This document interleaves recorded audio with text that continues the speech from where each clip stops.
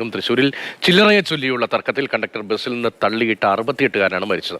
കരുവന്നൂർ സ്വദേശി പവിത്രനാണ് ചികിത്സയിലിരിക്കെ മരിച്ചത്. തൃശ്ശൂർ കൊടുങ്ങല്ലൂർ റൂട്ടിലോടുന്ന സ്വകാര്യ ബസ്സിന്റെ കണ്ടക്ടറാണ് പവിത്രനെ മർദ്ദിച്ചത്. ലിഷോ, ഇത് എപ്പോഴായിരുന്നു ഈ സംഭവം? വലിയ തർക്കമായിരുന്നു. ചില്ലറയെ ചൊല്ലി ഒരാളെ തല്ലി റോഡിലിടുക എന്നൊക്കെ പറയുമ്പോൾ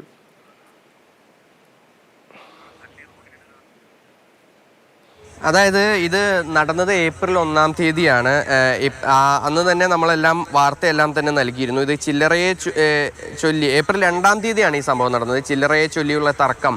അങ്ങനെ ആ തർക്കത്തിനിടയിൽ ഈ ബസ്സിൽ നിന്ന് ഇറങ്ങേണ്ട സ്റ്റോപ്പിൽ ഈ പവിത്രനെ ഇറക്കാനായി ബസ് ജീവനക്കാർ കണ്ടക്ടർ തയ്യാറായില്ല. തൊട്ടടുത്തുള്ള ഒരു സ്റ്റോപ്പിലേക്ക് ഇറങ്ങുകയായിരുന്നു. അങ്ങനെ ഈ കണ്ടക്ടറുമായി വാഗ്വാദത്തിൽ ആവുകയായിരുന്നു. അങ്ങനെ ഈ വാഗ്വാദം ഒടുവിൽ ഈ ബസ് ഇറങ്ങി, അതായത് തൊട്ടടുത്ത സ്റ്റോപ്പിലാണ് ഈ പവിത്രനെ ഇറക്കിയത്. ആ ഇറക്കിയ സമയത്ത് ബസ്സിൽ നിന്ന് തള്ളിയിടുകയും അങ്ങനെ വീണ സമയത്ത് ഈ പവിത്രൻ അവിടെ നിന്നും എഴുന്നേൽക്കാൻ ശ്രമിക്കുന്നതിനിടയിൽ കണ്ടക്ടറായ ശാസ്ത ബസ്സിലെ കണ്ടക്ടറാണ്. ഈ കണ്ടക്ടർ ഊരകം സ്വദേശിയായ രതീഷാണ് പിന്തുടർന്ന് ചെന്ന് അവിടെ വീണ് കിടക്കുന്ന വയോധികനെ മർദ്ദിച്ചത്.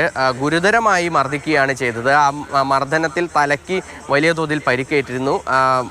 ആ മർദ്ദനമേറ്റ അന്ന് മുതൽ തന്നെ, അതായത് ഇവിടെ നിന്ന് നേരെ ആശുപത്രിയിലേക്ക് നാട്ടുകാർ ഉൾപ്പെടെയുള്ളവർ ഇടപെട്ടുകൊണ്ടാണ് ആദ്യം തൃശ്ശൂരിലെ സ്വകാര്യ ആശുപത്രിയിലേക്ക് മാറ്റിയത്. അവിടെയും ആരോഗ്യനില മെച്ചപ്പെടാത്തതിനെ തുടർന്ന് പിന്നീട് എറണാകുളത്തെ വിദഗ്ധ ചികിത്സയ്ക്കായി മാറ്റിയിരുന്നു.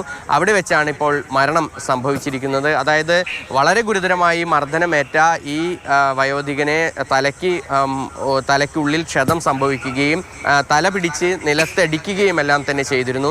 അന്ന് തന്നെ ഈ കണ്ടക്ടറെ തൊട്ടടുത്ത ദിവസം തന്നെ പോലീസ് അറസ്റ്റ് ചെയ്യുകയും ഈ കൊലപാതക ശ്രമം ഉൾപ്പെടെയുള്ള വകുപ്പുകൾ ചുമത്തിക്കൊണ്ട് റിമാൻഡ് ചെയ്യുകയും ചെയ്തിരുന്നു. അതിന് പിന്നാലെയാണ് ഇപ്പോൾ ഈ മരണവും സംഭവിച്ചിരിക്കുന്നത്. ഇനിയിപ്പോൾ എന്തായാലും ഈ വകുപ്പുകളെല്ലാം തന്നെ മാറ്റും. കൊലപാതക കുറ്റത്തിലേക്ക് ഈ വകുപ്പുകൾ മാറ്റുമെന്നാണ് നിലവിൽ പോലീസ് അറിയിച്ചിരിക്കുന്നത്. എന്തായാലും വളരെ ദാരുണമായൊരു സംഭവം, മറ്റൊരു സംഭവം കൂടിയാണ് തൃശ്ശൂരിൽ നിന്ന് ഇപ്പോൾ റിപ്പോർട്ട് ചെയ്യുന്നത്. ദാരുണമായ സംഭവങ്ങളുടെ തുടർച്ചയാണ് ഈ രാവിലെ നമ്മൾ കേൾക്കുന്നത്. MS ലിഷോയാണ് വിവരങ്ങൾ നൽകിയത്.